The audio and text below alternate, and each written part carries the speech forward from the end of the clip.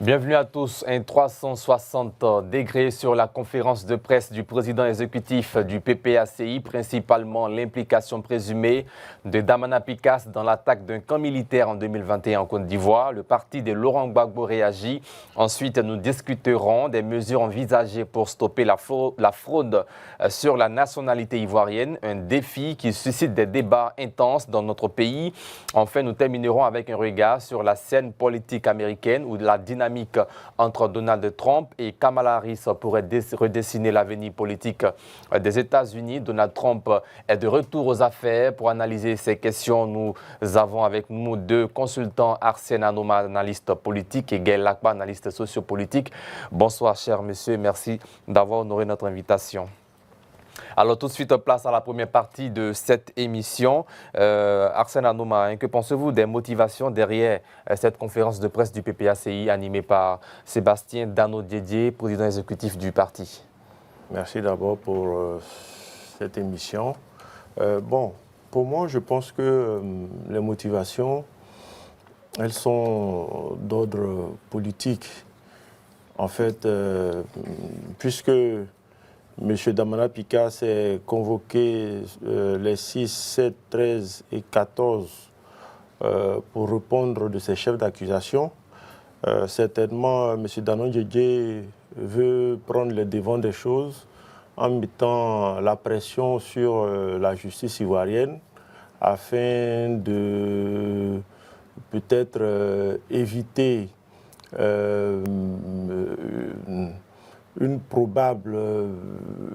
d'éviter peut-être une condamnation de son camarade politique. Donc pour moi, c'est juste le fait de précéder les décisions judiciaires et essayer d'arguer pour que la défense de son camarade politique soit pleinement assurée.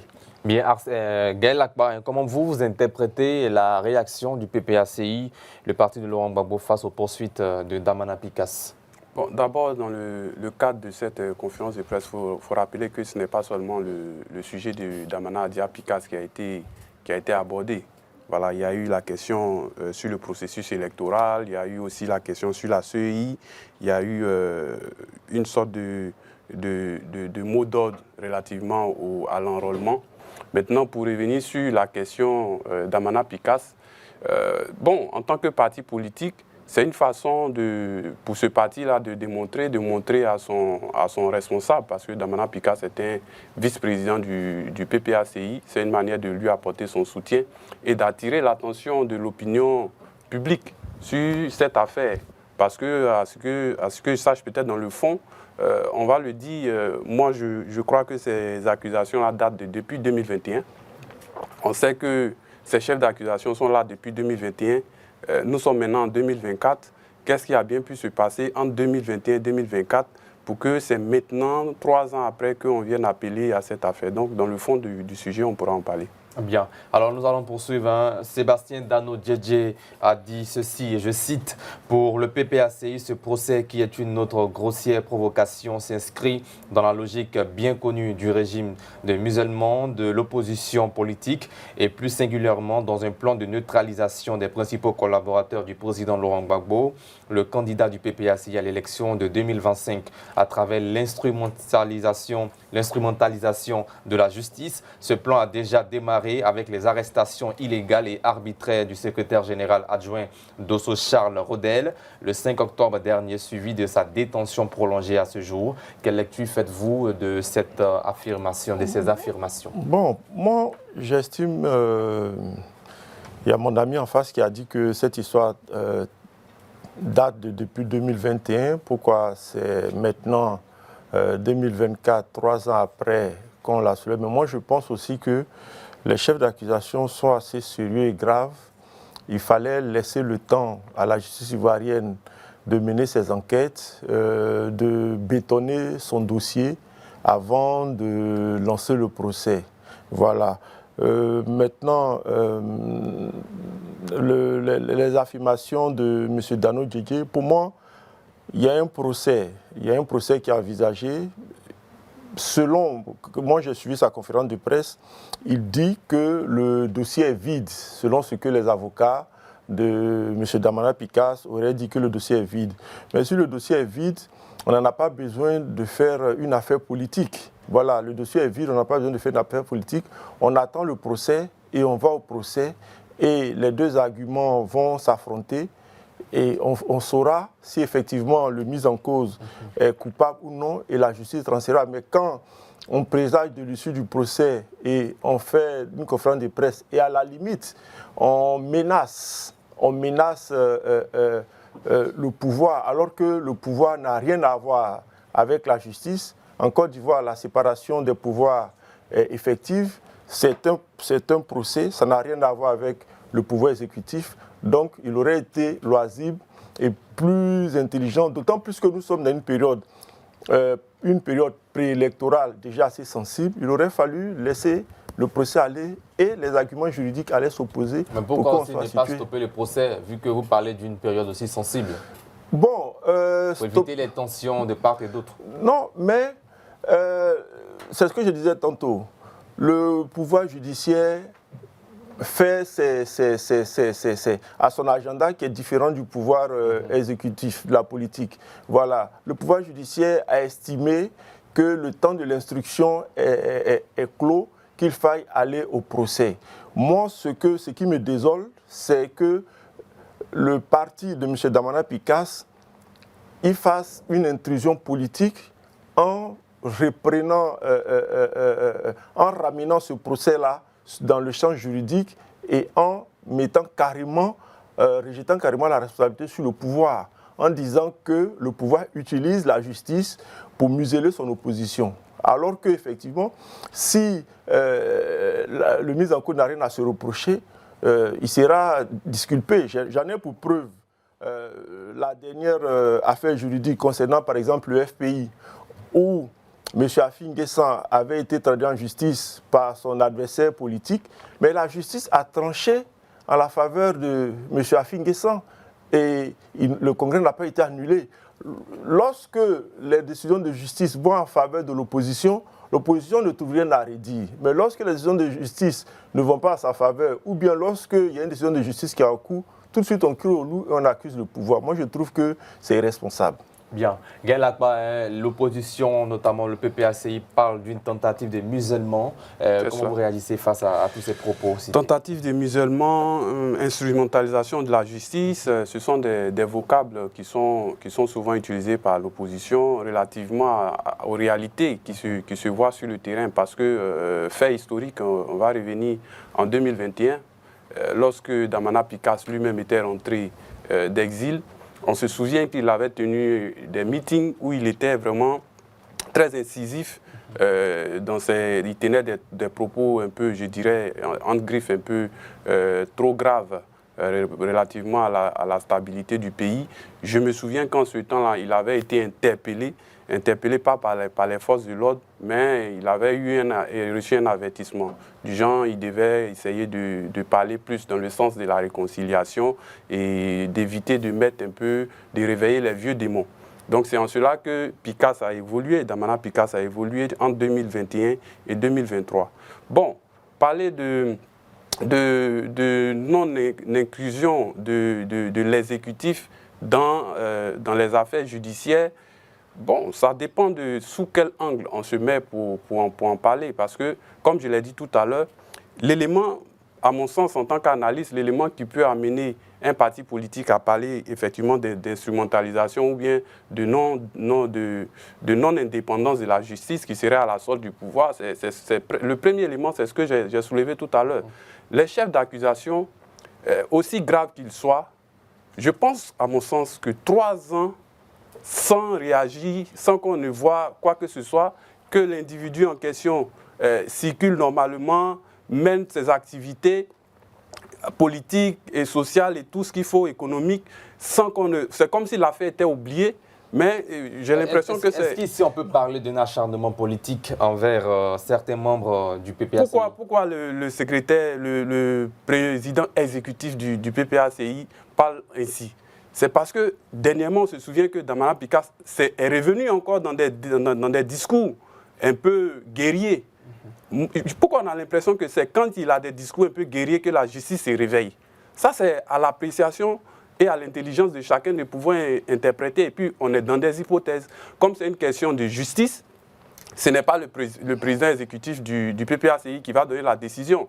Moi, je dis simplement que la justice fasse son travail. Si on pense que, M. Anouma, s'il vous plaît, vous allez me laisser aller au bout de mes propos. Si on pense que M. Picasse a vraiment des chefs d'accusation, que contre lui, les enquêtes ont été faites, bon, que la justice fasse son travail et que les conclusions soient sorties. De façon, sur le plan de la justice, je pense plus que c'est plutôt les avocats de M. Picasse qui aurait dû faire une conférence de presse pour nous étaler clairement qu'est-ce qu'il y a dans le dossier, comment il voit les choses et tout. Je ne le vois pas plus sur le terrain politique. Mais comme je l'ai dit tout à l'heure, avec tout ce qu'on voit, quand il sort et qu'il tient des discours guerriers, on parle de justice, il se calme. Quand il revient encore, c'est comme si en fait, je me dis que l'exécutif ou bien le pouvoir aurait un élément pour le tenir en fait. On sait qu'il est dans une affaire de justice. Calme-toi, M. Picasse. Si tu ne te calmes pas, on ressort les éléments. Et il n'est pas seul dans cette situation-là. Il y en a beaucoup comme ça de cadres politiques de l'opposition qui ont des soucis avec la justice. D'autres sont obligés de se tenir à carreau parce que s'ils ne le font pas, ils seront appelés. Je ne dis pas forcément qu'ils sont innocents, comme je ne dis pas qu'ils sont coupables.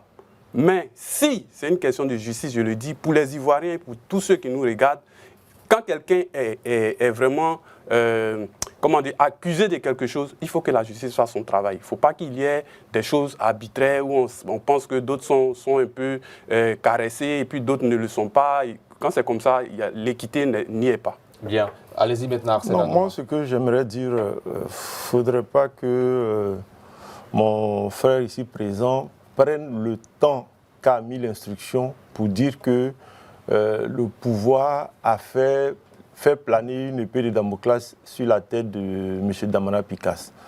Le temps de la justice appartient à la justice. Ce sont des hypothèses. Bon, tout à l'heure, vous m'avez dit de vous laisser Non, mais terminer. vous êtes en train, je suis là, mais vous êtes en train de dire comme si j'avais affirmé de façon claire. Ce sont des hypothèses, ce sont des réflexions qu'on fait. Je vous ai laissé terminer. Ne dites pas comme ça vous me laissez terminer. Hein. Je reviens seulement. Seulement que quand ils disent les choses, il faut qu'ils reviennent pour dire on parle en termes d'hypothèses, ce sont des réflexions. Ce que je disais, il a pris le temps de l'instruction pour arguer que le pouvoir, le temps de l'instruction peut présager du fait que le pouvoir est dans une histoire d'instrumentalisation de la justice. Moi, je le dis, les faits reprochés sont assez graves et la justice ne pouvait pas faire le procès de façon expéditive sans prendre le temps de véritablement avoir les éléments de preuve en sa faveur. Donc, que cela ait mis 3 ans ou que ça coïncide avec la période préélectorale, pour moi, c'est le temps que la justice avait besoin pour faire son travail. La justice a fini d'instruire le dossier. Elle pense détenir les éléments qu'il faut pour pouvoir mener son procès. Elle décide d'engager le procès. Lui-même, il a dit tout à l'heure qu'il aurait fallu que ce soit plutôt les avocats du mis en cause qui fassent une conférence de presse pour éclairer l'opinion publique sur les insuffisances judiciaires liées au dossier, au lieu que ce soit plutôt un cadre politique de son parti qui fasse une conférence de presse. Parce que dans la conférence de presse que M. Danou Diédia a eu à faire, il n'a pas ressorti d'arguments juridiques. Il a juste affirmé que le dossier est vide.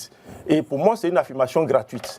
Il n'est pas membre du conseil de M. Damana Picasse et ce n'est pas à lui de mener le débat juridique sur cette affaire. Donc, comme il a dit lui-même, c'est plutôt le parti de M. Damana Picasse qui est en train d'envoyer cette histoire qui est purement juridique sur le plan politique. Voilà. Gaël Akbar, allez-y. Réaction, merci. Je vais venir à un fait parce que je suis heureux que M. Anouma lui-même il revienne sur ce que j'ai dit. Moi, je fais une analyse vraiment très impartiale et selon les analyses qu'on peut faire relativement à ce qu'on voit. Et ce que j'ai dit ici, vous dites que 3 ans, ce n'est pas un problème. Il y a un problème. Parce que je vous prends un fait historique. En 2019, lorsque les cadres de GPS de Guillaume Soro ont été arrêtés, pendant que Guillaume Soro voulait rentrer en Côte d'Ivoire et qu'on a appris que son avion a été détourné vers le Ghana, avec ce qui s'est passé au siège de GPS, on a bien vu les chefs d'accusation qui étaient contre Guillaume Soro et son organisation. Est-ce qu'on a attendu 3 ans pour que M. Konetefou soit enfermé? Est-ce qu'on a attendu 3 ans pour que M. Soultoussou soit enfermé? Est-ce qu'on a attendu 3 ans pour que M. Soro Kanigi soit enfermé? Ils ont été pris, ils étaient à la MACA. La justice a suivi son cours. 6 mois après, 1 an après, d'autres ont été relaxés. Comme, justement, ils ont été pris. Si je me souviens bien du film des événements, ils ont été pris dans le déroulé de l'arrivée du retour de M. Soro Guillaume en Côte d'Ivoire. On peut considérer innocentés ou bien rendus coupables. Comme un cas de flagrant délit. Je ne suis pas expert en droit, mais je pense que le cas de flagrant délit gère de façon... Il me prend la parole, je vais pas laisser. Non, je ne vais pas laisser prendre la parole. Non, c'est pas un cas de flagrant délit. Il ne va pas me prendre la parole. Je vais donner des éléments concrets. On a parlé de 3 ans. Je reviens sur la question de flagrant délit. Comment vous expliquez ça, un cas de flagrant délit pour ce qui concerne... Oui, lui-même, il a sorti un exemple qui est carrément en contradiction de ce qui se passe actuellement. Les partisans du président du GPS ont été pris au moment où le président du GPS projetait rentrer en Côte d'Ivoire. C'est dans le déroulé de ce retour-là que toute cette affaire-là s'est amorcée. Et qu'est-ce que vous appelez flagrant délit? Mais quand j'appelle flagrant délit, ça veut dire que l'histoire... Pendant que l'histoire est actuelle, elle est courante, on prend l'accusé du rang. C'est ça. Qu'est-ce qu'ils faisaient quand ils ont été pris au siège? Les faits qui lui sont reprochés. Voilà, on prend l'accusé sur les faits qui lui sont reprochés. Donc la justice enclenche son affaire. Mais là, M. Damana Picasse, il a été accusé suite à une enquête. Bien, donc la justice a pris son temps pour mener ses enquêtes. Allez-y, maintenant, continuez. 2019, les cadres de GPS et certains partis de l'opposition étaient réunis au siège de GPS en train d'attendre Guillaume Soro qui devait venir pour l'accueillir. Quand ils parlent, ils ont été pris sur les faits. S'ils ont été pris sur les faits de quoi? Je n'ai pas dit qu'ils ont été pris sur les faits. Vous n'avez pas parlé de flagrant délit? Je dis. Ou bien vous n'avez pas parlé de flagrant délit ici sur ce plateau? Qu'ils ont été pris dans le déroulé du président du GPS. Moi, je ne suis pas parce que le président du GPS arrive en Côte d'Ivoire, on doit arrêter tout le monde. C'est pas ça. On ne doit pas arrêter tout le monde. En fait, ici, c'est moi qui pose des questions. Quand vous posez la question à Arsène Anomaye qui veut répondre, quand vous interrompez, vous ne voulez pas, donc mieux vaut répondre. En ce moment, prochaine question pour vous. Qu'il évite de revenir là-dessus. Parce que ce que je dis là, c'est clair. D'un côté, on a attendu 3 ans. Donc pour vous, on doit parler ici d'acharnement. On a attendu 3 ans parce qu'il fallait 3 ans. Ça porte à interprétation. Les interprétations qui viennent là sont, comment on appelle, sont légitimes. Bien. Voilà. Et quelles seraient pour vous, selon vous, les implications politiques d'une telle situation pour la préparation des élections de 2025? À mon sens, ça amène, ça amène à comment on appelle ça, ça réveille les vieux démons. Parce qu'on sait quand même que, je ne suis pas en train de dire que ce que le PPACI fait, c'est forcément la bonne chose. Voilà. Mais relativement au climat, on le constate, je l'ai dit ici sur ce plateau, qu'on a l'impression que les discours sont en train de s'endurcir au fur et à mesure qu'on avance. Il faut désamorcer les cœurs, il faut désamorcer les langues. Parce que c'est tout ça qui fait qu'après on se retrouve dans des crises. Et quand ça se passe, c'est tous les Ivoiriens qui payent. Quand il y a les crises, il n'y a pas d'histoire de RHTP, de PPACI et autres. Mais aujourd'hui, il faut tout faire pour qu'on ait un bon climat. Ce que je critique ici, c'est que, je l'ai déjà dit, on n'a pas besoin d'envoyer ce procès-là sur le terrain politique. Parce que si on l'envoie sur le terrain politique, ça va éveiller les passions. Donc ça, j'ai déjà dit. C'est le PPACI qui l'envoie sur le terrain politique en faisant une conférence de presse politique. Je l'ai dit, je ne suis pas contre. Moi, c'est mon point de vue. Politique pour ces voilà, partis. je le dis. Maintenant, j'ai même dit ici que si c'est une question judiciaire, laissez les avocats faire leur travail. Bien. De toute façon, les conclusions, là, on verra tous ici. Voilà. Et pour vous, avant de revenir à Arsène Anomaye, quels sont les enjeux juridiques derrière cette affaire? Bon, enjeux juridiques, on verra l'indépendance de la justice, on verra la solidité de notre justice. On a vu tout récemment l'indépendance de la justice avec l'affaire Pascal Affingesson, c'est ce que je dis. Dagbo Godé. Si ils vont jusqu'à la fin du procès, on nous sort les éléments de preuve. Parce qu'en général, là, les procès, quand ils se tiennent, la vérité sort. Hein. Parce que les faits seront là. Aujourd'hui, on parle sur des allégations à gauche, à droite. Il a accusé.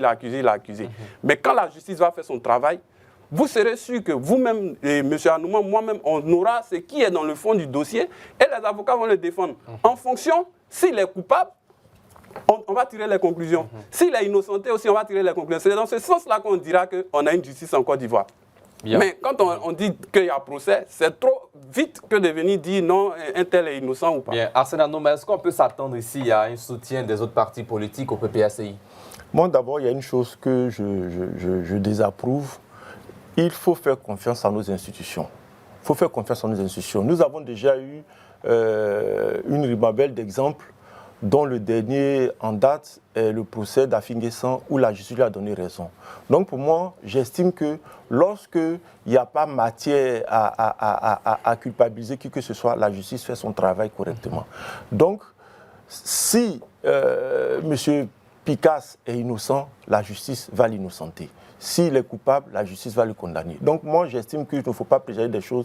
Il faut laisser la justice faire son travail sans présager du fait que le pouvoir y a sa main ou a un programme quelconque. Bien, prochaine question, faut-il s'attendre à des soutiens de part et d'autre au sein de l'opposition politique ivoirienne?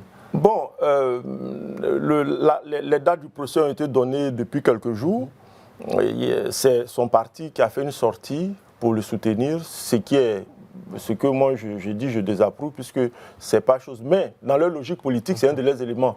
Maintenant, quid des autres formations politiques, je me dis, puisque c'est l'opposition, et généralement l'opposition se soutient, certainement qu'on aura dans les jours qui suivent. Qui lui ne s'associe mais pas à la violence. Je pense que eux tous ne s'y mêleront pas. Voilà, par exemple, on se souvient de la dernière sortie du PDCI relativement à l'arrestation du cadre du parti de M. Soros dissous.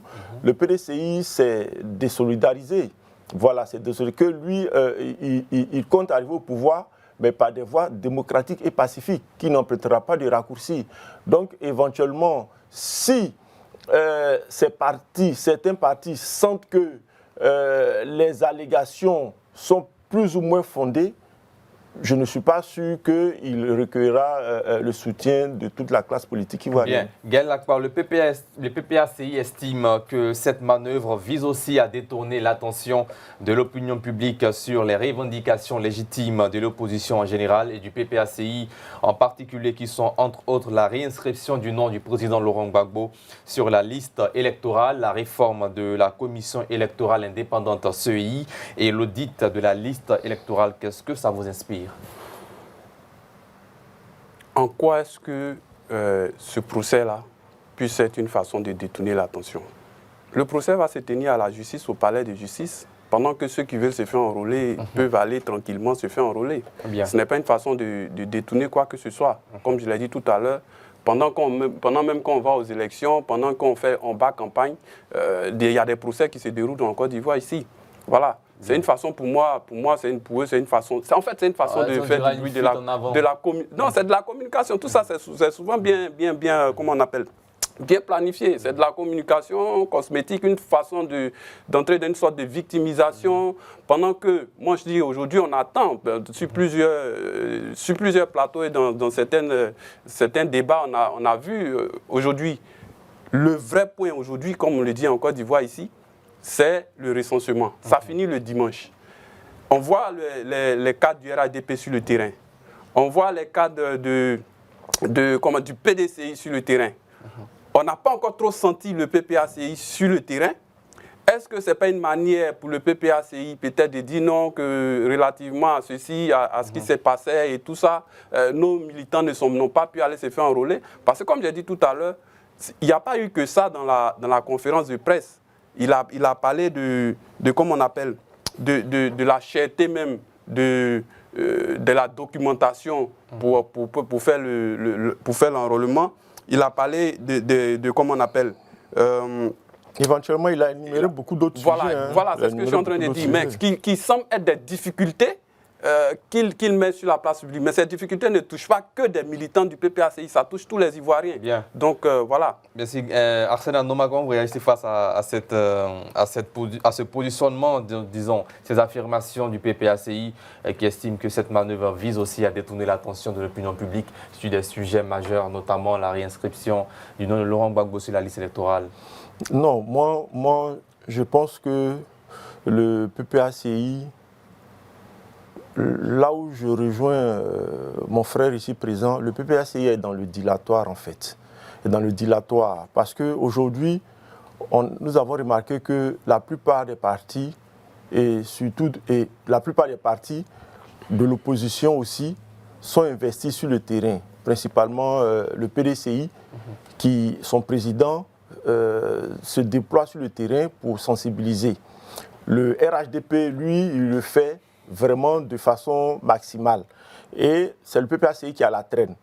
Le PPACI a la traîne. Et je suis convaincu que les statistiques qui leur sont remontées, ils se rendent compte que l'enrôlement de leurs militants n'est pas à la hauteur de leurs attentes. Donc pour moi, c'est une fuite en avant. Le pouvoir, je ne sais pas ce que le pouvoir gagne à vouloir utiliser cette situation-là pour masquer des questions politiques. Comme moi je l'ai dit, je ne vais pas sur ce terrain-là parce que pour moi, cette histoire, c'est une affaire purement juridique. Elle n'est pas politique. C'est le PPACI, en manque d'arguments, qui est en train de la transformer en histoire politique. Donc, il gagnerait plutôt à suivre les partis responsables qui ont décidé d'arriver au pouvoir de façon démocratique en sensibilisant leurs militants et les Ivoiriens dans leur ensemble à s'inscrire sur la liste électorale parce que l'inscription sur la liste électorale est un devoir civique. Bien, nous sommes au terme de cette première partie d'émission. En place maintenant au deuxième sujet relatif en tout cas à la fraude sur la nationalité ivoirienne. Quelle solution pour stopper ce phénomène en Côte d'Ivoire? C'est le sujet qui nous, en tout cas, concerne, qui sera débattu et analysé au cours de cette deuxième partie. Première question, Gaël Lacroix, quelles sont selon vous les principales causes de la fraude sur la nationalité ivoirienne qui a beaucoup convoité? Merci, M. Sidik. Je vais d'abord venir sur pourquoi même y a-t-il fraude. Sous cinq angles, très rapidement. Il y a fraude parce que des gens veulent l'accès aux droits et aux services réservés aux citoyens ivoiriens qui sont là. C'est-à-dire que nous sommes ivoiriens, il y a certains qui sont là et qui veulent avoir accès aux mêmes droits que nous. Il y a fraude parce qu'il y a l'influence politique aussi et puis il y a la manipulation des électeurs. Parce que bien souvent, certains acteurs politiques se rendent responsables, se rendent, je vais dire coupables même, de manipulation. C'est-à-dire qu'ils savent qu'il y a certaines personnes qui n'ont pas la nationalité, mais ils les aident par certains réseaux, par certaines stratégies à avoir la nationalité pour augmenter leur électorat. Il y a fraude parce qu'il y a faiblesse du système, aussi à notre niveau.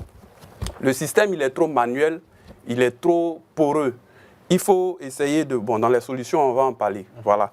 Et quatrième élément, il y a la pression économique aussi, parce que les étrangers qui viennent aussi sont à la recherche de meilleures conditions de vie, ceux qui fuient l'instabilité dans leur pays, notamment les pays limitrophes de la CEDEAO. Donc, ils veulent des conditions, pouvoir bénéficier de certains éléments économiques. Et puis aussi, il y a une certaine forme d'exclusion sociale. Ça, c'est le volet social, parce que souvent, ils sont au pays ici, ils ont l'impression qu'ils sont marginalisés, ils sont mal vus, voilà, et tout ça. Ils veulent souvent, pour des questions culturelles, vous savez, les Ivoiriens sont beaucoup aimés, la nationalité ivoirienne est prisée. Quand certaines d'autres nationalités arrivent à régner même leur nationalité, ils veulent devenir Ivoiriens comme nous. Donc, voici un peu des raisons pour lesquelles on assiste à cela. Bien. Voilà. Arsène Noma, les causes, d'autres causes que vous voulez énumérer, bien sûr, relatives. Tout pays attractif, tout pays qui a une forte population d'immigrés, tout pays qui est un havre de paix, un oasis de développement dans un ensemble moins développé, moins attractif que lui, attire toujours la convoitise des autres. La Côte d'Ivoire, en Afrique, est le pays, je pense, qui a le plus fort taux d'immigrés et l'un des plus forts dans le monde. Donc, la Côte d'Ivoire attire énormément. Et pour moi, c'est l'attractivité du pays, les potentialités du pays qui font que ces personnes qui sont venues ici pour chercher à avoir un mieux-être finissent par désirer avoir la nationalité du pays. Et ce qui est déplorable, au lieu d'utiliser les moyens légaux qui sont mis à leur disposition, ils utilisent des moyens détournés pour essayer d'avoir cette nationalité-là. Donc pour moi, la raison principale, c'est l'attrait que la Côte d'Ivoire a dans la sous-région et en Afrique en général, qui est la cause de cette situation. Et comment l'État ivoirien peut-il renforcer le contrôle des documents d'identité pour pouvoir stopper ces phénomènes? Bon, pour moi, je pense que c'est un fait d'abord qu'il ne faut pas nier. En tant que national, il faut vraiment reconnaître que la fraude sur la nationalité ivoirienne existe. Parce que ce n'est pas bien que notre nationalité soit à ce niveau-là utilisée comme ça.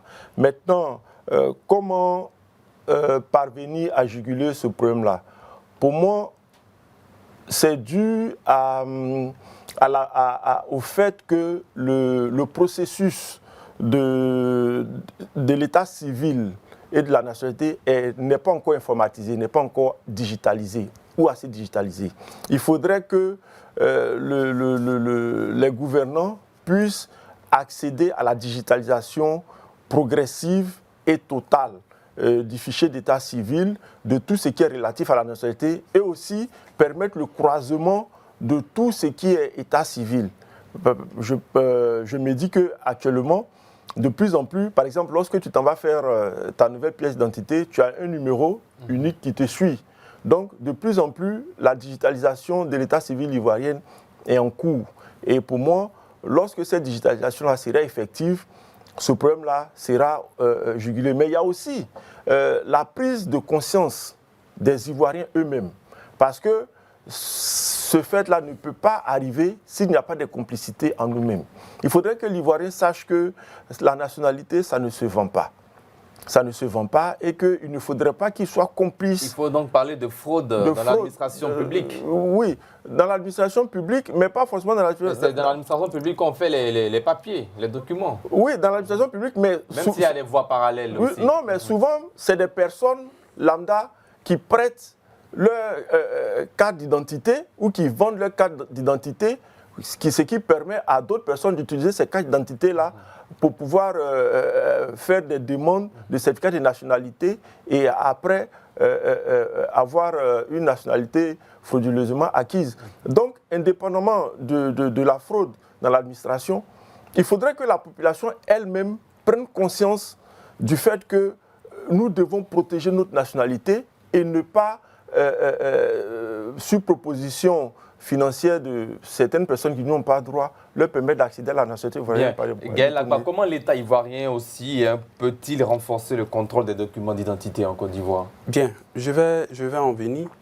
Mais avant de trouver les solutions, faut d'abord pouvoir parler de comment, par quel process les gens réussissent à falsifier nos documents. Voilà.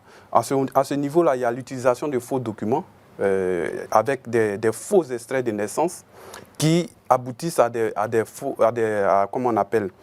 faux certificats de nationalité. Ça montre aussi les failles de notre système. C'est cela, je vais en venir. Et puis, il y a la corruption. C'est ça le truc. Il y a la corruption au niveau des services administratifs et puis aussi des pots de vin. Voilà. Au niveau des solutions, on va aussi en venir parce qu'il faut d'abord parler de comment ça se passe. Et c'est en fonction de comment ça se passe qu'on peut endiguer le problème. Il y a l'usurpation d'identité. Et quatrièmement, il y a le mariage de complaisance. Parce que vous savez qu'on peut être naturalisé par une Ivoirienne ou bien un Ivoirien. Maintenant, il faut 5 ans. Voilà. Donc, tout ça, ce sont des éléments pour pouvoir renforcer, mais ce sont des éléments, des passerelles par lesquelles les gens utilisent des failles pour pouvoir avoir cette nationalité. Il y a la fraude aussi liée à la procédure même de naturalisation. Parce qu'il y a certains qui sont là, vous avez parlé de 5 ans tout à l'heure, mais même dans leur demande, au lieu de mettre 5 ans ou bien un truc, ça veut dire qu'en réalité, le gars est arrivé il y a 6 mois ou bien 1 an dans la procédure. Il met qu'il y a 7 ans qu'il est là. Mais il y a l'acte de mariage, donc il y a un véritable problème. Il y a un problème, c'est ça. Il y a un problème d'authentification même de ces documents et tout ça. Les solutions, il faut qu'on renforce le dispositif d'identification de l'état civil, c'est-à-dire la protection, une meilleure protection comment on appelle, de l'état civil. Comment? On doit passer par la digitalisation. Parce que vous-même, vous voyez, je l'ai dit tout à l'heure, c'est encore trop traditionnel, c'est encore trop manuel. Pour faire une carte d'identité, moi, je dois prendre mon extrait, aller à la police, faire un certificat de nationalité. Après, on prend le certificat. On doit revenir encore à l'ONU. Si tout ça, c'est centralisé.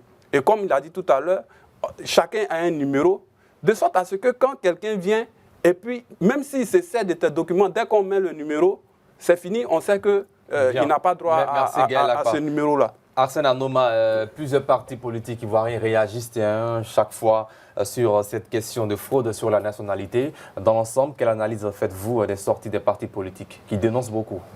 Non, moi, le problème de la fraude sur la nationalité est un fait. C'est un fait qui doit nous concerner tous et nous rassembler tous autour de cela. Ce problème-là n'a pas de connotation politique.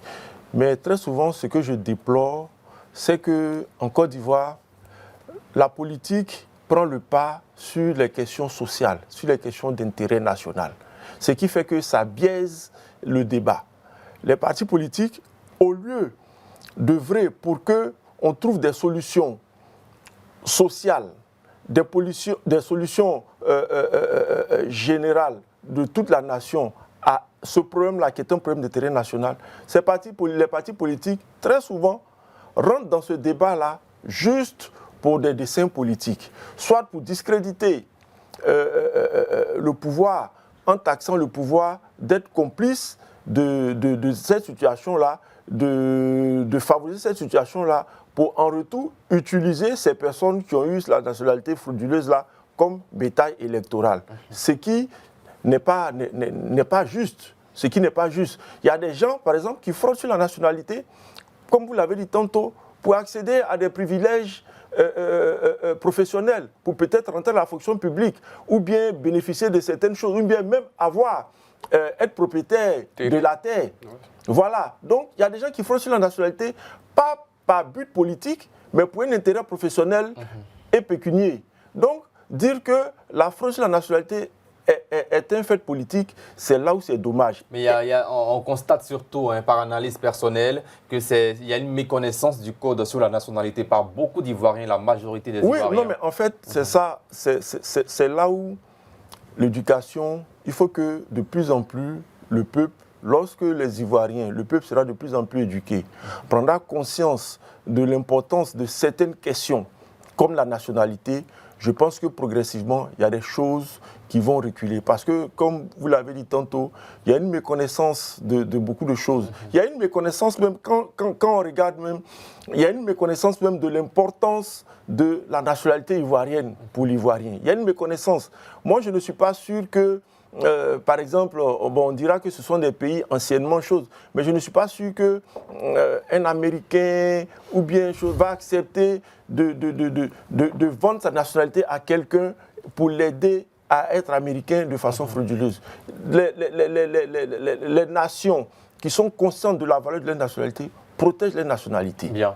Gaël Akpa, la fraude sur la nationalité est un problème réel, mais fort est de constater que nos intellectuels et même des politiques ne maîtrisent pas le code sur la nationalité ivoirienne. Parfois, on assiste à des débats infondés. Comment vous réagissez? C'est une question d'éducation. Vous savez que tout ça, c'est l'éducation civique. Voilà, aujourd'hui... Parce que par moment, on dit il y a X personnes qui avaient telle nationalité. Aujourd'hui, on est surpris de voir cette personne ivoirienne comme si la législation ivoirienne ne permet pas, par des voies légales, à cette personne d'avoir la nationalité ivoirienne. Non, il y a beaucoup de procès d'intention souvent. Il y a des mauvaises accusations aussi. Et on va revenir encore sur la question de la justice. Il ne faut pas accuser des gens quand on n'a pas de preuves. Voilà. Celui qui dit que quelqu'un n'est pas ivoirien, il faut qu'il puisse le prouver. qui n'est pas ivoirien. C'est pour ça que j'ai parlé d'une question d'éducation. Quelqu'un peut être intellectuel et puis ne pas forcément être bien éduqué à la limite, ne pas connaître des choses et puis s'affirmer. Voilà, c'est des choses qui arrivent. Mais pour revenir sur la question de la nationalité, il faut effectivement que nous-mêmes, en tant qu'Ivoiriens, parce que tout ce qui se fait là, on va beau dire, mais la Côte d'Ivoire nous appartient. La Côte d'Ivoire appartient au petit peuple, comme la Côte d'Ivoire appartient à ceux qui nous gouvernent. Si des gens arrivent à frauder, c'est parce que nous-mêmes, on le permet. Parce qu'il y a certains individus qui donnent leur papier. Ce n'est pas parce qu'ils ne savent pas. Mais peut-être le gars, il est là parce qu'il a besoin de 15 000, de 20 000, de 100 000. Quand on lui propose cet argent, lui, il prend, il s'en fout. Il va te dire, lui, il s'en fout de cette affaire de nationalité, lui, il a besoin de cet argent. Voilà. Donc, il faut sensibiliser les gens. Et puis, il faut renforcer la loi à ce niveau-là. La loi n'est pas assez dure en Côte d'Ivoire, en fait. Les gens sont pris souvent, et puis il n'y a pas de sanctions. Ils sont pris, peut-être que les documents seront simplement arrachés, et puis ils sont relâchés, ils sont encore en Côte d'Ivoire. Dans d'autres pays, quand on te prend dans ce genre de situation, on te rapatrie. Ou bien on t'enferme, ou bien on te met des amendes. Mais chez nous ici, c'est vraiment, il y a trop de laxistes. Et c'est ce que nous sommes en train de payer. Si on ne fait rien, d'ici 20 ans, d'ici 30 ans, on va se rendre compte. Aujourd'hui, on parle de 30 millions de citoyens en Côte d'Ivoire. On ne parle pas de 30 millions d'Ivoiriens. Souvent, même, ça nous emmène à faire des faux calculs pour des plans de développement, pour des plans sur la CEI et tout ça. Parce qu'en réalité, dans les 30 millions de citoyens en Côte d'Ivoire, il y a combien d'Ivoiriens? Il nous faut une véritable politique d'immigration, comme ça se passe ailleurs. Il ne faudrait pas qu'on reste toujours sur cette question de pays qui a plus d'étrangers, pays qui a plus d'étrangers. Oui, on ne dit pas qu'il ne faut pas que les étrangers soient là, mais quand ils sont là, il faut qu'ils soient dans les conditions, il faut que tout ça, ça cesse. Mais si ça ne change pas, c'est parce que nous-mêmes, nous le permettons. Voilà. Bien, il y a la liste. Allez-y, il y a un fait que je voulais relever. Quand on parlait tantôt de manque d'éducation ou de manipulation politique, par exemple, la nationalité, il y a des gens qui font un amalgame très dangereux en liant la nationalité au patronyme, alors que la nationalité n'a rien à voir avec le patronyme. Un Zarou ou un Ouedraogo peut bel et bien être ivoirien. Ou un Thiam peut être ivoirien. Voilà aujourd'hui l'ex-députée en France, Rachel Keke. Mais Rachel Keke, elle est bêtée. Elle est bêtée. Elle ne porte pas un patronyme typiquement français, mais elle est française. Elle a même été députée. Ça veut dire que le patronyme n'a rien à voir avec la nationalité. Et souvent, et c'est ce que je déplore, pour des buts politiques, les intellectuels biaisent le débat très important de la nationalité là, juste pour pouvoir en récolter des dividendes politiques. Et tout ça fait que le problème de la nationalité, le sursaut national qui doit se faire autour de la lutte contre la fraude sur la nationalité n'arrive pas à se faire. Parce que lorsqu'on constate qu'un problème qui devait nous réunir tous veut être utilisé par certaines chapelles politiques pour assouvir leurs desseins politiques, ça ne peut pas nous rassembler et ça ouvre la porte à l'enracinement de ce problème-là. Voilà. Bien. Et il y a également la liste électorale qui n'est pas épargnée de cette fraude sur la nationalité. Oui, mais bon, c'est un fait. C'est un fait. C'est un fait. Bientôt, il y a un procès qui doit avoir lieu bientôt sous l'instigation du député maire de Tchassalé, qui a porté des allégations contre certaines personnes de sa commune qui auraient usurpé la nationalité ivoirienne et qui figuraient sur la liste électorale. Bon, nous attendons ce procès-là pour être situé. Voilà, parce qu'il y a la controverse, nous suivons la controverse, les informations, les causes d'information sur les réseaux sociaux. Il y a d'autres thèses qui disent que les affirmations du député Assali Temoko ne sont pas fondées, que ces personnes-là ont acquis la nationalité ivoirienne de façon légale. Donc nous attendons ce procès-là pour être véritablement situé sur ça. Mais je pense que effectivement, si il est avéré qu'il y a des personnes qui ne méritent pas d'être sur la liste électorale, que ceux qui ont les preuves que il y a des étrangers qui n'ont pas le droit de figurer sur la liste, envoie ces preuves. Parce que le problème, c'est ça. Souvent, il y a des affirmations gratuites. Bien. On se lève, on dit qu'il y a telle personne, et on n'appelle pas de preuves. Le président de la CEI a été clair. Merci Arsène Anomagué. La dernière question là-dessus. La liste électorale n'est pas épargnée. Il aurait des étrangers sur cette liste-là. Souvenez-vous que avant le début du recensement général pour la reprise de la liste électorale, la CEI avait annoncé 4 millions de personnes qu'on attendrait. Aujourd'hui, la CEI est en train de revoir à la baisse. On parle tantôt de 2 millions au lieu de 4.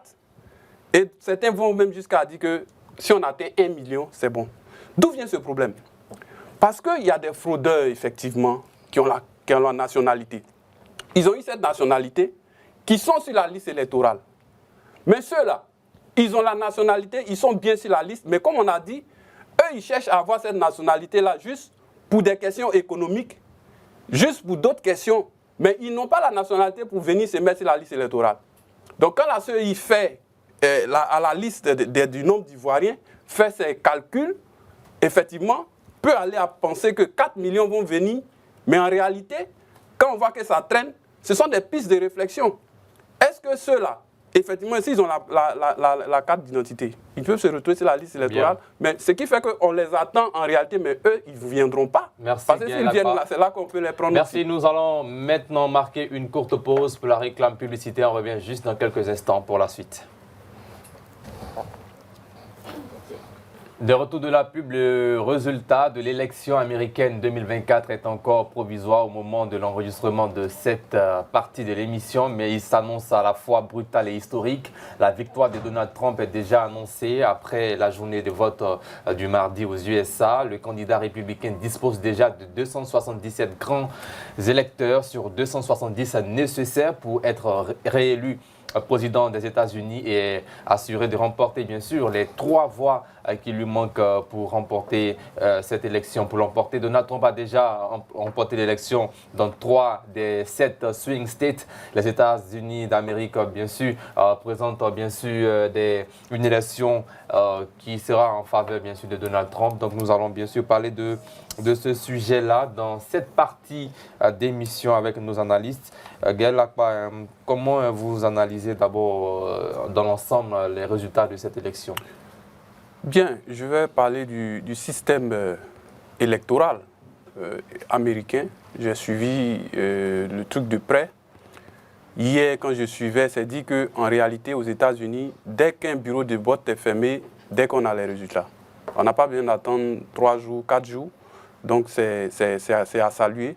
Voilà, c'est un exemple qu'il faut que nous autres, on essaie de copier. Ça peut nous éviter beaucoup de mauvaises surprises.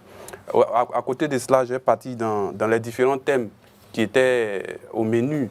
Il y avait la question économique, il y avait la question de l'immigration, il y avait la question de la sécurité intérieure, il y avait la question de la politique étrangère des États-Unis, il y avait le droit individuel, il y avait le renforcement du système judiciaire et puis il y avait la politique de santé. Surtout, je prends ces éléments-là.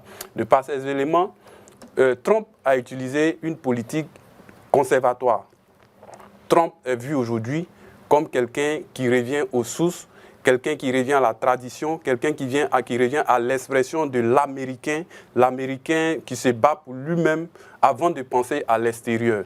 Donc il est revenu à cette politique traditionnaliste-là à tous les niveaux, ce qui a fait qu'aujourd'hui, même il y a des États où, lors de sa première élection, il avait gagné, mais le score qu'il a eu aujourd'hui même est encore mieux que ce qu'il avait eu la dernière fois. Ce qui veut dire que Joe Biden, avec son administration, était peut-être en train de trahir les valeurs fondamentales de l'Américain.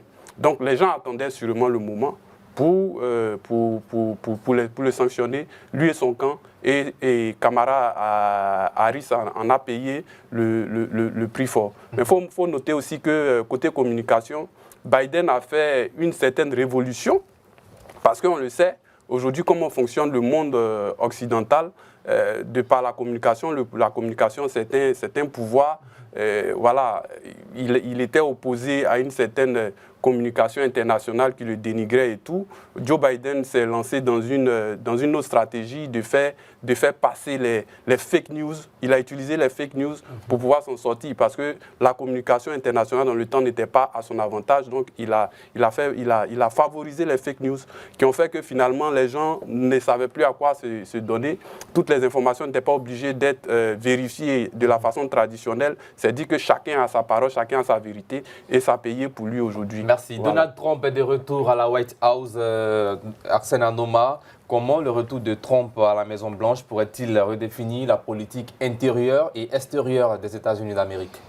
Bon, moi, ce que je pourrais dire, c'est que Donald Trump a été élu sur un programme qui fait la part belle à l'Américain. Comme il le dit lui-même, American First. Ça veut dire que l'Américain d'abord.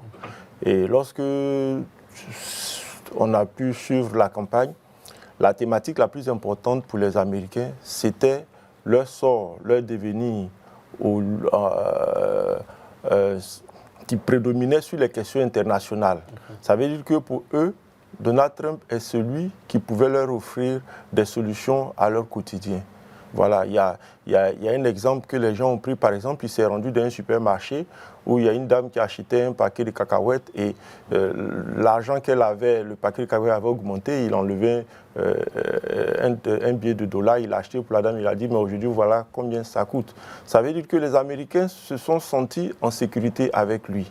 Voilà, donc pour moi, cette victoire-là, c'est la victoire de l'Américain qui décide de confier sa destinée à quelqu'un qu'il estime être capable de protéger ses intérêts, de protéger son vécu quotidien en tant qu'Américain et d'avoir une vue prédominante de ce qui est intérieur sur ce qui est l'extérieur. En tant qu'ancien président qui revient au pouvoir, si nous étions dans le cadre d'un pays africain comme la Côte d'Ivoire, cela aurait suscité d'autres débats. Et vu l'âge également, comment vous réagissez? C'est ce que j'ai dit la dernière fois lorsqu'on parlait de l'âge. Moi, j'estime que l'âge n'est pas un facteur déterminant en politique. Voilà, on peut être plus âgé et être beaucoup plus bénéfique à son pays que quelqu'un de moins âgé. Bon, et en plus, les Occidentaux, en général, les vieilles démocraties, ils ont une certaine culture de la démocratie. Si vous vous souvenez, les dernières élections législatives en France, l'ancien président François Hollande s'est fait réélire au Parlement comme député, alors qu'il était un président qui est un ancien président. Mais est-ce que dans nos démocraties africaines, un ancien président accepterait, après sa présidence, quelques années après, de venir briguer un poste de député?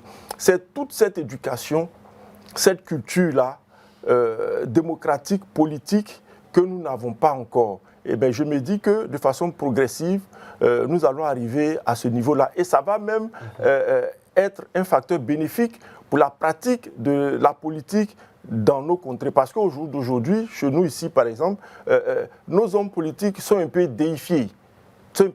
Et la fonction, par exemple, la fonction présidentielle est une fonction qui est vue comme quelque chose de sacré. Alors que non, on est président de la République pour servir la nation et on est un citoyen comme tout autre. On peut être président et puis après devenir député, maire ou bien même professeur quelque part. Voilà, donc pour moi, au contraire, c'est même une leçon qu'on envoie encore à nos démocraties pour dire aussi que, par exemple, on peut avoir été président, on peut perdre des élections, accepter de partir.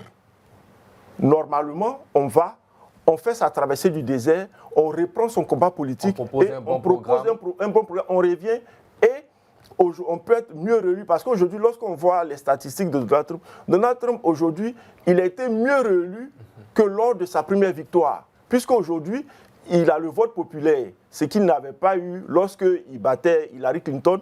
Il a le vote populaire et en plus, il a les 2 chambres du Parlement. Donc sa victoire est totale. Ça veut dire qu'aujourd'hui, après avoir perdu les élections, il est parti, il a fait sa mue et il revient par la grande porte. Merci Arsène Anoma. Donald Trump et les États-Unis, la plus grande démocratie, envoient un message fort et une leçon de démocratie aux pays africains, notamment à la Côte d'Ivoire. C'est cela, je l'ai dit à l'entame de mes propos sur cette question. Voilà, cela montre que ce sont des exemples à prendre. Voilà. Comme je disais tout à l'heure, c'est possible de faire une élection et en même temps d'avoir les résultats. Quand c'est comme ça enlève tout type de suspicion, ça laisse même pas le temps même à la fraude et tout ça. Voilà. Donc c'est une leçon que les États-Unis donnent. Mais ce n'est pas la première fois qu'on le voit, ça a toujours marché là-bas. On prie tous les dieux pour que ça puisse être ainsi chez nous. Voilà. Et puis à côté de cela, je voulais soulever un point relativement à cette élection-là. Faut voir combien déjà, avant même qu'on ait les résultats, le président français, le président hongrois, l'Allemagne, certains pays de l'Europe ont commencé à féliciter, même si on sait que Donald Trump, c'est un président imprévisible. On va avoir sûrement des changements au plan international relativement à la guerre en Ukraine, avec Israël et tout ça. Remarquons une chose. Biden est venu en 2018. Aujourd'hui, nous sommes en 2024. Ce sur quoi il a pêché, c'était beaucoup sur l'inflation. Les prix ont augmenté à tous les niveaux, pendant que le revenu du citoyen même ne monte pas, ne change pas. Impact, les gens l'attendaient au tournant. Trump a proposé une politique économique où il se propose de régler tout ça. Mais ça aura des répercussions sur le plan international, parce qu'on ne peut pas douter du fait que les deux grands changements ont provoqué tout ça au plan international, la Covid-19 et puis la crise en Ukraine. Bien, alors en quoi cette élection pourrait-elle influencer les relations entre la Côte d'Ivoire et les États-Unis, notamment en matière de commerce et d'investissement? Bon, la politique américaine, elle est aussi... Bon, Trump sera beaucoup renfermé, il va s'occuper de son pays, mais cela n'empêche pas qu'il fasse toujours la diplomatie. On n'oublie pas que les États-Unis ont des intérêts en Côte d'Ivoire, mais en fait, la politique qu'il va utiliser au plan international, c'est celle-là qui va se répercuter. Parce que j'ai fait une sorte d'analyse. On parle d'inflation, en Côte d'Ivoire aussi on parle d'inflation. On parle du revenu du travailleur qui stagne, qui ne bouge pas, ce qui explique aujourd'hui chez nous ici des grèves et tout ça. Toute la fonction publique presque est en train de demander des augmentations relativement à la cherté de la vie. C'est un peu la même chose là-bas. Je pense que si les choses baissent et qu'au plan international les choses sont revues, ça peut avoir une implication ici. Parce qu'on se souvient très bien quand on parle de l'inflation, des prix qui montent et tout, on dit toujours non, ce n'est pas seulement ici, ça dépend de ce qui se passe à l'extérieur. Donc si là-bas ça baisse, ici aussi ça peut avoir un impact. À côté de cela, il y a des questions, une question rapidement, côté LGBT. On se souvient que les LGBT à un certain moment avaient le vent en poupe. Voilà, Trump c'est un conservateur, tout ça c'est des choses, ils savent déjà aux États-Unis. Il va sûrement être un peu plus dur sur cette question-là. La question de l'avortement aussi. On autorise les gens à faire l'avortement. Trump, c'est des conservateurs. Voilà, ça veut dire qu'ils reviennent à certaines valeurs. Et vu que souvent, nos politiques africaines, moi je le décris, on ne s'affirme pas assez. Même nos valeurs, on finit par les laisser parce que l'Occident veut nous les imposer et puis on continue de suivre. Donc pour ceux qui sont conservateurs, pour ceux qui parlent des valeurs africaines, revenir aux sources, les États-Unis sont revenus aux sources parce que Trump défend un certain héritage de ses ancêtres. Je pense que peut-être que ceux qui veulent se battre aussi en Afrique pour revenir aux sources pourront trouver les moyens pour revenir effectivement à ces sources. Place maintenant au carton rouge.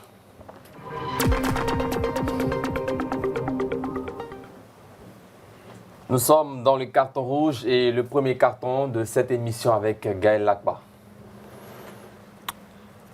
Carton rouge a une certaine stigmatisation d'une communauté, dont la communauté libanaise.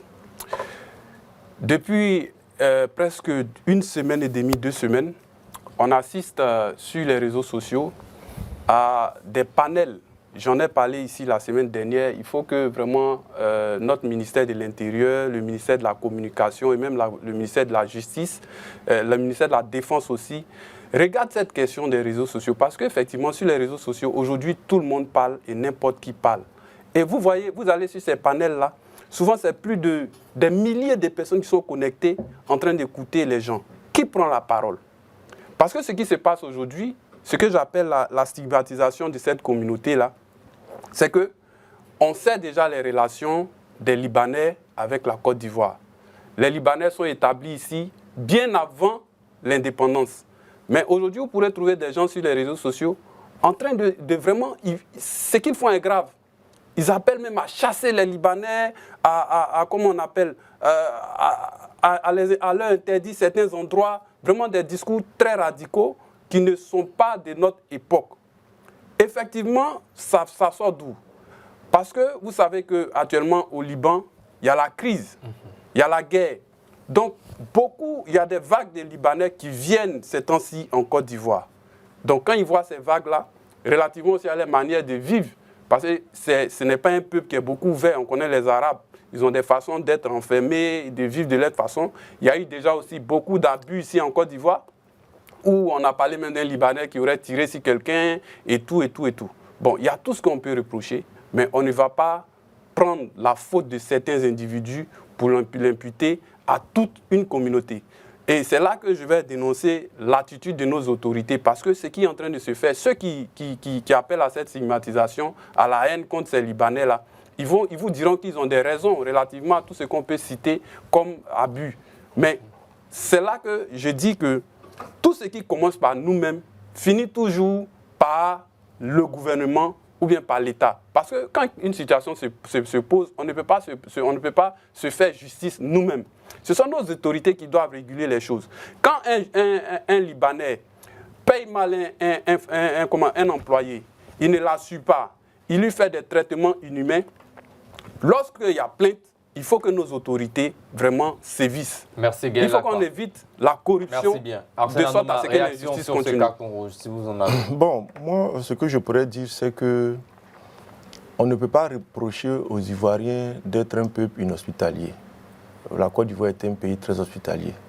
Et il a dit lui-même, avec la situation qui se passe au Liban, l'une des destinations les plus prisées, c'est la Côte d'Ivoire. C'est vrai, on pourrait arguer du fait qu'il y a déjà une forte communauté ici, donc ça facilite, mais c'est parce que aussi l'environnement dans lequel ceux qui étaient là avant est propice à la venue d'autres. Moi, c'est un conseil. D'abord aussi, c'est vrai, j'appelle les Ivoiriens à la retenue et au discernement. Mais aussi, il faudrait que les Libanais aussi revoient leur façon de vivre. Parce que aujourd'hui, le monde est devenu un village planétaire. Et rien ne se passe quelque part sans que ce soit su. Et nous avons nos frères, nos parents qui vont au Liban et qui savent comment ils sont traités là-bas. Ce qui est diamétralement opposé à la façon dont les Libanais sont traités ici. Merci. Votre carton rouge maintenant. Mon carton rouge est relatif à la société civile ivoirienne. J'estime que la société civile ivoirienne est une société civile qui est extrêmement politisée. Elle est tellement politisée qu'il est difficile d'avoir une société civile vers laquelle on s'adresse pour trouver des solutions aux problèmes du pays. Il faudrait que la société civile ivoirienne prenne conscience de l'importance qu'elle a dans la gestion du pays, prenne conscience du fait qu'elle peut être un facteur de proposition pour les gouvernants, pour tout le monde, et se départisse d'une trop forte influence ou bien d'une trop forte inclinaison politique, parce que ça la rend inaudible, ça la rend inefficace, et puis ça fait que elle a du mal à être comprise lorsqu'il y a des sujets d'intérêt national qui requièrent son intervention. Bien. Voilà. Gaël Akbar, réaction rapidement sur ce carton rouge. La société civile en temps normal est ce pouvoir entre l'opposition et ceux qui dirigent le pays. Je ne vais pas répéter pouvoir deux fois. Mais c'est dit qu'en fait, la société civile est au milieu. La société civile est celle qui peut critiquer l'opposition et en même temps critiquer le pouvoir, de sorte à plus veiller à l'intérêt du peuple. Mais effectivement, ce qu'il dit, c'est un constat, ce n'est pas d'aujourd'hui.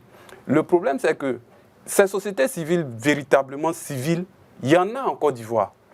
Mais le problème, c'est que quel que soit le parti qui prend le pouvoir, lorsqu'il y a des questions, des débats, ou bien des débats d'ordre national, c'est l'exécutif qui souvent invite les sociétés civiles. Donc souvent, les gens n'aiment pas se fatiguer ils invitent les sociétés civiles qui savent qu'ils sont beaucoup, qui sont beaucoup favorables à leur gouvernance. C'est beaucoup de cas comme ça qui existent. Souvent, il y a des grandes questions qui doivent être tranchées, où vous verrez qu'il y a certaines sociétés civiles censées être indépendantes, comme on le dit, mais qui ne sont pas invitées.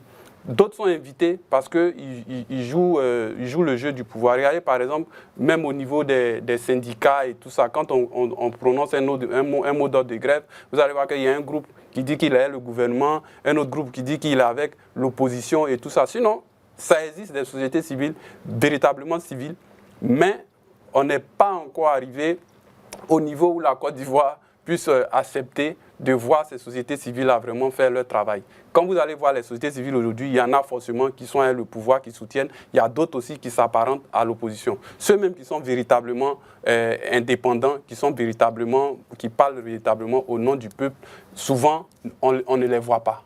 Voilà. Bien, nous avons terminé avec le carton rouge. Dernière rubrique de cette émission, le chiffre du jour.